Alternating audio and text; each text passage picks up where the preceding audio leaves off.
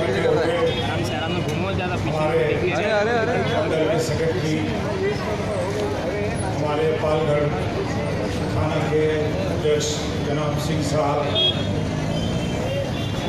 हमारे यहाँ के चारों उम्मीदवार कैंडिडेट और कारण जो यहाँ पर होगा उसका नाम लूँगा तो काफ़ी वक्त हो जाएगा। मजबूरी है कि मुझे अभी और 2 सभाएं अटेंड करनी है, वक्त कम है, कल का आखिरी दिन है। भाइयों और बहनों, क्या आप चाहते नहीं हैं कि शिवसेना की हफ्ता वसूली से बच जाए?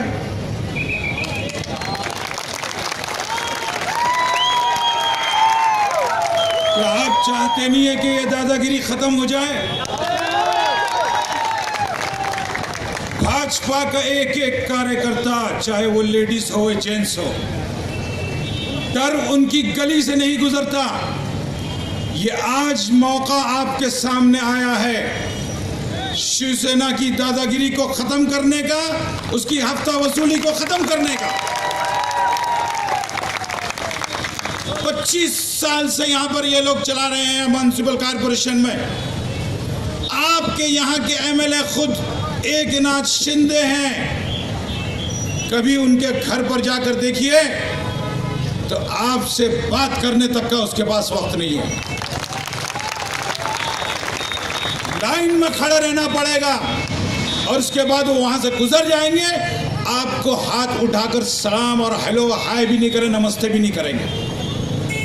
क्या ऐसा शिवसैनिक चाहिए आपको कि आपकी दुकानों पर आकर हफ्ता वसूल करे? ऐसा कारपोरेटर चाहिए आपको कि आपके घर में आकर आपसे हफ्ता वसूली करे? आप रोड पर गुजरते हो तो खौफ और दहशत के माहौल में गुजरो? अगर नहीं तो आपको इस वक्त अपने आप को बदलना होगा। ये तय करना होगा, ये डिसाइड करना होगा कि अब थाना के लोगों को अकल आ गई है और थाना के लोगों के दिलों से डर निकल गया है। और अगर डर निकल गया है तो कमल खिलाकर दिखाएंगे। बुलाओ उन मुखालिफिन को, बुलाओ वो भाजपा को बुरा बोलने वालों को, बुलाओ वो कमल की बुराई करने वाले को। जब जब कमल की बुराई की गई, कमल का कलर और खिलता गया। जब जब कमल की मुखालिफत हुई, कमल और बढ़ता गया, उसकी खुशबू और बढ़ती गई। पूछो एमपी इलेक्शन में जिन लोगों ने कमल को वोट नहीं दिया था, क्या रिजल्ट आया? खासदार इलेक्शन में जिन लोगों ने मुखालिफत की कमल की, जिन लोगों ने जानबूझकर नहीं दिया, जिन्होंने अपोजिशन की, जिन्होंने बुराई की कमल की, फैसला आया तो सेंटर में कमल की हुकूमत बन गई है। फिर एक मौका दिया हमने कि अब भी कमल को मान लो, अब भी भाजपा की नीति पर आ जाओ। फिर हमने मौका दिया आमदार इलेक्शन में। पूछो इनके कॉलर पकड़ के कि जब आमदार का इलेक्शन आया तो तुमने कमल को वोट दिया था? नहीं, वोट नहीं दिया। अपोजिशन की, बुराई की, फिरका परस्त है, मुसलमानों की दुश्मन है, फलाने की दुश्मन है, फलाने को खत्म कर देगी, फलाने को मार देगी। जितनी मुखालिफत करते गए, महाराष्ट्र में भी कमल की हुकूमत बन गई। और अब की बार अगर फिर तुमने कमल की मुखालिफत की, अब की बार बता दो इन अपोजिशन वालों को, बता दो उस पंजे को जो जिनके अपने चेहरे पर थप्पड़ मारने के लिए वो पंजा है, उनको भी बताओ और वो बंद घड़ी को भी बताओ कि जितनी मुखालिफत करोगे अब की मर्तबा कारपोरेशन भी लेकर चले जाएंगे। जितना चाहते हो मुखालिफत करो, जितनी चाहते हो बुराइयां करो, कमल के कलर में ज्यादती होगी, कमी कभी नहीं होगी। मैं कश्मीर गया, मुझे बुलाया गया कश्मीर। आप लोगों की दुआओं से भाजपा के कार्यक्रम में मुझे ऐसी ऐसी जगह बुलाया जाता है। लाल चौक कश्मीर एक ऐसी जगह है जहाँ पर अगर कोई किसी किस्म की मीटिंग ले ले तो सिक्योरिटी बोलती है साहब ये कहीं से ग्रेनेड आ जाएगा। क्या मारेंगे? ग्रेनेड मारेंगे। मैं डॉक्टर सुब्रमण्यम स्वामी के साथ वहाँ गया, मैंने वहाँ पर सभा की। वहाँ पर कहा कश्मीर हमारा अटूट हिस्सा है और जो हिस्सा हमसे टूट कर गया है हम वो भी ले लेंगे, ये देने की बात ही मत करो।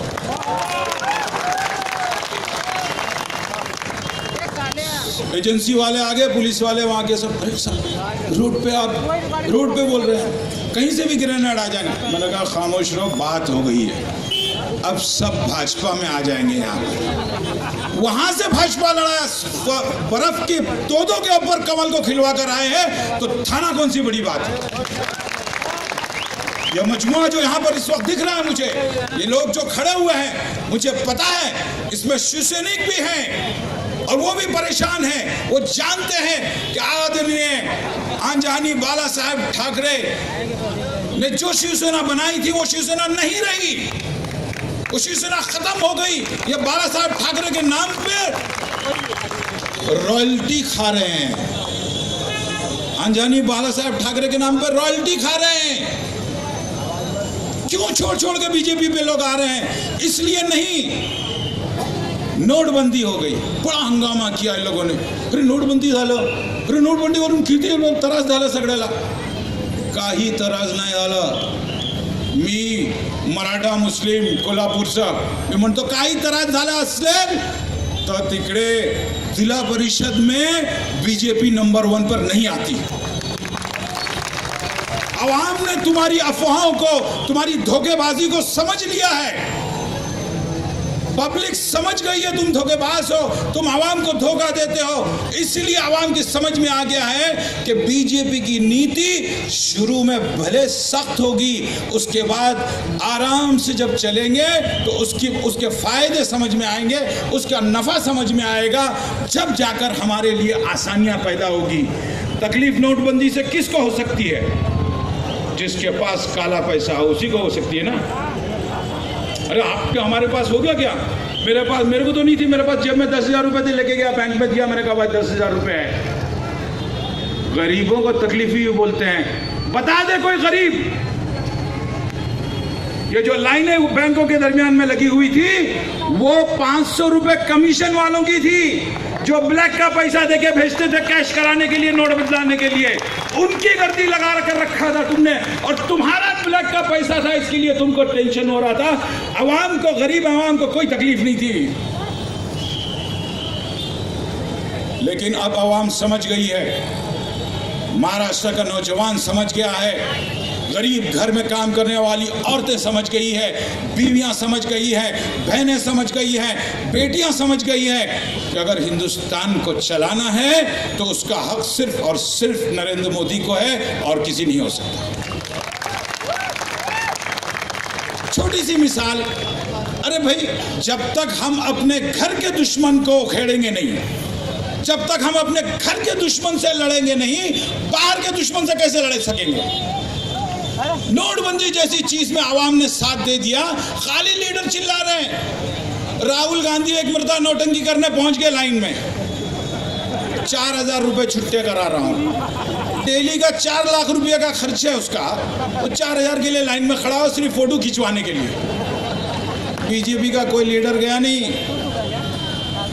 बीजेपी का किसी लीडर को देखा आपने लाइन में खड़े रह के फोटो खिंचवाते हुए? होगा ब्लैक तो जाएंगे। जिनको कैश कराना है, जिनको लोगों के दिलों के अंदर नफरतें पैदा करनी है, लोगों के अच्छे काम को बुरा बताना है, वो जरूर जाएंगे, फोटो खिंचवाएंगे लाइन में खड़े रह के। बातें नेशनल लेवल पे हो रही है, ये ऐसा हो गया, वो ऐसा हो गया। भाई और बहनों, कारपोरेशन का इलेक्शन है, डोनाल्ड ट्रंप का इलेक्शन नहीं है कि इराक के वॉर की हम यहाँ बैठकर बात करेंगे। अमेरिका का इलेक्शन है क्या भाई? हमारा लोकल इलेक्शन है। तुमने 25 साल कारपोरेशन में क्या किया उसका हिसाब दे दो। हमने रोड बनाए, सेंट्रल गवर्नमेंट से पैसा आया था। चुप रहो, आगे बोलो। अमी गटर बनाओ, गटर बनाए, गटर में जा ही नहीं रहा कचरा, बनाए कब थे? वहीं रुका हुआ है कचरा। हमने पानी की लाइन दी, पानी आता नहीं है, लाइनें बिछ गई, बिल पास हो गए, और आखिर में जब बीजेपी की हुकूमत ने आकर अपना डंडा घुमाया तो पता चला कि जितनी इल्लीगल बिल्डिंग थी, परमार का खुदकशी करके मर जाना इनको खुदकशी करने पर मजबूर कर रहा है। परमार बिल्डर की रूह इनका ताकुब कर रही है, पीछा कर रही है, सोने नहीं देती। उनको पता है कि बीजेपी इस पर ITS बिठाएगी, इंक्वायरी करेगी और हमको जेल जाना है। आपने देखा NCP का कारपोरेटर राबोड़ी के जेल जा रहे हैं, शर्म नहीं है, जेल से छूट रहे हैं, ऐसा लग रहा है हज करके आ रहे हैं, शर्म नहीं। जा रहे हैं उसके साथ लोग, उनके हवारीन जो पैसे की बुनियाद के ऊपर हैं, किस तरीके से जा रहे हैं, जेल में जाकर जेल से छूट कर आ रहे हैं। मुझसे लोग पूछते हैं, अरे मौलाना आप बीजेपी में? मैंने कहा क्या कांग्रेस में होता तो जन्नत मिल जाती, समाजवादी में होता तो क्या होता, NCP में होता तो क्या होता, और अब एक नई पार्टी आ गई हैदराबाद की बिरयानी, तो बड़ी खतरनाक है। ये हैदराबाद की बिरयानी टीपू सुल्तान को भी दी गई थी और फिर हिंदुस्तान का नक्शा बदल दिया गया था। अब हैदराबाद की बिरयानी आई है। क्या उस पार्टी में होता तो क्या यहीं पर मेरे को परवाना मिल गया था, सर्टिफिकेट कि आप जन्नती हो? तो मजहब की शनाख्त, मेरे मजहब की शनाख्त पार्टी के जरिए होगी। मुसलमान भी भारतीय जनता पार्टी में, हिंदू भी भारतीय जनता पार्टी में, दलित भी भारतीय जनता पार्टी में, ब्राह्मण भी भारतीय जनता पार्टी के अंदर, हर कास्ट का, हर मजहब का शख्स भारतीय जनता पार्टी में है। वजह क्या है कि न खाएंगे न खाने देंगे। इतनी सी बात पर कारपोरेशन टूट गया। सिर्फ हमारे CM ने इतना कहा कि भाई कारपोरेशन, मुंबई कारपोरेशन और थाना कारपोरेशन में करप्शन बहुत बढ़ गया। उसका एक सबूत तो यह है कि गुज़िश्ता 2 साल से मैं इल्लीगल स्कूल बंद करने की कोशिश कर रहा हूं। इतने लेटर दिए, एक स्कूल पर कार्रवाई, इल्लीगल स्कूल पर कार्रवाई नहीं की इस शिवसेना गवर्नमेंट कारपोरेशन ने। 2 साल से सारे सबूत लेटर के साथ है मेरे पास। क्यों कार्रवाई नहीं की? 93 इल्लीगल स्कूल सबसे ज्यादा मुमरा में है। थाना, कलवा, दीवा मिला के 93 स्कूल की लिस्ट दिए हैं। इल्लीगल स्कूल, बच्चों का भविष्य खत्म कर दो, बर्बाद कर दो। महीना 5,000 रुपया कलेक्शन आता है एक स्कूल से। ये करप्शन, मैं उसका सबूत हूं। मैं खुद इतने लेटर्स दिया हूं। दिखाना चाहे, कोई अगर पूछना चाहे, चैलेंज करना चाहे तो स्टेज पे आके चैलेंज मुझे कर ले। आपको नहीं लगता ये बदल जाना चाहिए? मैं सिर्फ उत्तर भारतीयों से नहीं मुखातिब हूं, मैं मेरे महाराष्ट्रियों से मुखातिब हूं। बस करो। अनजानी बाला साहब ठाकरे के नाम पर रॉयल्टी खाने वालों को बता दो कि बस हो गया धोखा देना तुम्हारा, दादागिरी बस हो गई तुम्हारी, हफ्ता वसूली 1 रुपया नहीं देंगे आप। 1 रुपया तो दूर की बात, अब तो 1 वोट भी नहीं देंगे। और जिस इलाके में बीजेपी का अनफॉर्चुनेटली किसी गलती की वजह से अगर कोई कैंडिडेट खड़ा नहीं हो सका है, मेरी गुजारिश है वहां पर नोटा दबाओ, लेकिन वोट नहीं देना किसी और को। जलील करो इनको कि यहां पर हमारा बीजेपी का कैंडिडेट नहीं है, इसलिए हम नोटा दबा रहे, हमको तुम पसंद नहीं हो, जो करना है कर लो। शायर कहता है जो भी फैसला हो मंजूर होना चाहिए, जो फैसला हो मंजूर होना चाहिए, जंग हो या इश्क हो, भरपूर होना चाहिए। जो भी फैसला हो मंजूर होना चाहिए, जंग हो या इश्क हो, भरपूर होना चाहिए। मेरे भाजपा के कार्यकर्ता और वोटरों, आप लोगों के लिए एक शेर बोलते हुए मैं अपनी तकरीर खत्म करूंगा। जुगनुओ, तुमको नए चांद उगाने होंगे। जुगनुओ, तुमको नए चांद उगाने होंगे, इससे पहले कि अंधेरे की हुकूमत हो जाए। करेंगे भाई सब लोग? किसको दबाएंगे?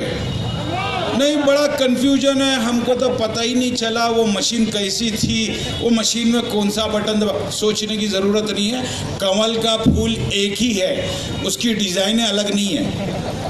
कमल के फूल के सामने का बटन दबाना, आगे पीछे करने की ज़रूरत नहीं है। अगर 2-3 सेकंड ज़्यादा लगेंगे तो वो मार के भगाएगा नहीं। इत्मीनान से जाना, इत्मीनान से कमल के फूल के बटन के, जो बटन के सामने कमल का फूल होगा उसी बटन को दबाकर ज़्यादा से ज़्यादा वोट करने की कोशिश करना। जो अहबाब अपने गांव, शहर या किसी भी जगह गए हों, उन तमाम अहबाबों को बुलाकर वोट करवाओ, ज़्यादा से ज़्यादा वोट करवाओ। मुसलमान अगर यहाँ मौजूद है तो मैं उनसे कह दूँ, मुसलमानों सुन लो, सबसे ज़्यादा बड़ी कमज़ोरी हमारी कौम के अंदर ये है, वोट देने निकलते नहीं है। इसलिए वोट वाजिब है शरीयत के अंदर। शरीयत का फतवा है कि वोट देना वाजिब है, ये सुन लो। सारे लोग वोट देना चाहिए। बता दो इन लोगों को कि यहाँ से, इस नगर से हमारे ये 4 कैंडिडेट जिनका नाम है, कामले साहब का है, इधर आणि कोण आहे? सुरवण कांबळे आणि विलास चंदू कांबळे. अजून कोण आहे? या इकडे या. हो ताई इकडे या. अजून कोण आहे? अजून देवी समन यादव, कमलादेवी यादव आणि वर्षा वसंत पाटील.